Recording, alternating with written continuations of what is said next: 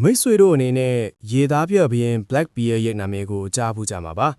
သူကရာဇဝင်ထဲမှာအထင်ရှားဆုံးနဲ့ကြောက်မက်ဖွယ်အကောင်ဆုံးရေသားပြတစ်ယောက်ဖြစ်ခဲ့ပါတယ်ဒီလိုစိုးသွမ်းတဲ့ရေသားပြဘရင်တူရဲ့အဆုံးသက်ကဘယ်လိုများဖြစ်ခဲ့မယ်လို့ထင်ပါသလဲ Black Bear ဟာသူ့ရဲ့လုပ်ငန်းခွင်တစ်လျှောက်မှာအကျဉ်းတန်းဆုံးလှုပ်ရှားမှုတစ်ခုကိုလုပ်ခဲ့ပါတယ်သူဟာ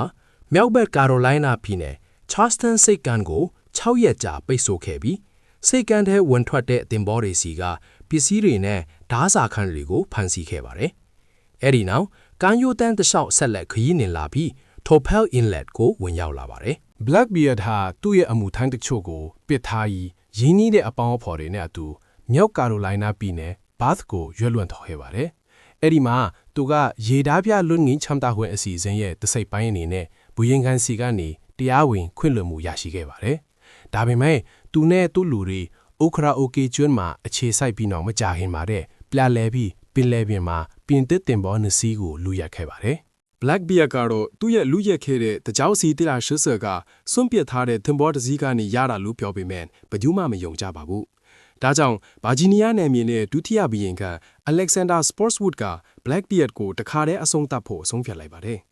သူဟာကိုလိုနီဥပဒေတွေကိုဖောက်ဖျက်ပြီးမြောက်ကာရိုလိုင်းနာကိုရေတပ်အဖွဲ့တစ်ဖွဲ့ကိုစီလွတ်ခဲ့ပါတယ်။ ဗြိတိန်တော်ဝင်ရေတပ်မှာဒုတိယဗိုလ်မှူးကြီးမိန်နဲ့နင်းထုလူ60ကအိုခ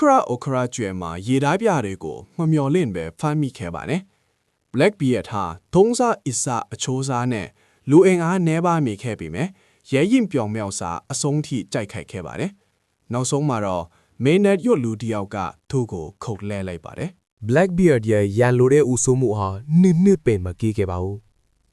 ဒီကာလအတွင်းမှာသူဟာသင်းဘော၄ချက်လောက်ကိုလူရက်ထဲတယ်လို့ခံမှန်းရပါတယ်